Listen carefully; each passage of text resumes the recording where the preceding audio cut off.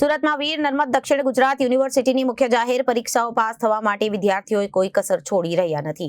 દરેક વખતે નવી ટ્રીકથી પરીક્ષામાં ચોરી કરી રહ્યા છે.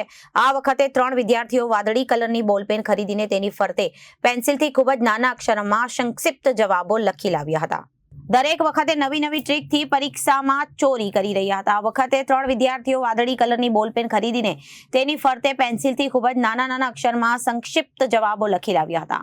સામાન્ય રીતે જોઈ શકાય નહીં એવું ન હતું અને પઝાકું અને સ્પષ્ટ દેખાતું હતું, પરંતુ લખાઈ જાય પછી વિદ્યાર્થીઓએ બોલપેન પર હાથ ઘસીને લખાણ ભૂંસી દેતા હતા અને આવા કારનામા વિદ્યાર્થીઓના સામે આવ્યા છે. સુરત વીર નર્મદ દક્ષિણ ગુજરાત યુનિવર્સિટીમાં મુખ્ય જાહેર પરીક્ષાઓમાં પાસ થવા માટે વિદ્યાર્થીઓએ કોઈ કસર છોડી રહ્યા નથી.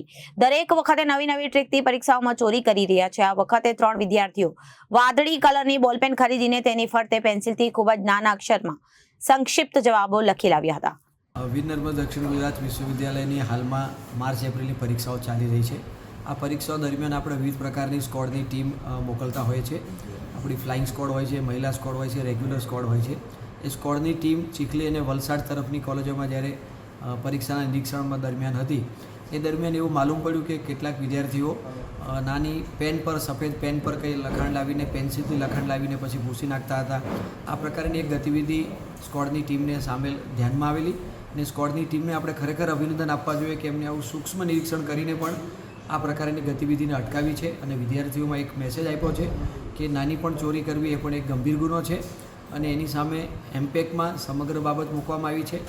એમપેકે હાલમાં જે તે વિદ્યાર્થીનું પરિણામ જે તે વિષયમાં 0 ગણીને જાહેર કરવામાં અને ઉપરાંત 2,500 જેટલી આર્થિક દંડની પણ જોગવાઈ કરીને સમગ્ર મામલો હાલમાં એક્ઝિક્યુટિવ કાઉન્સિલ અને બોર્ડ ઓફ મેનેજમેન્ટમાં વિચારાધીન છે.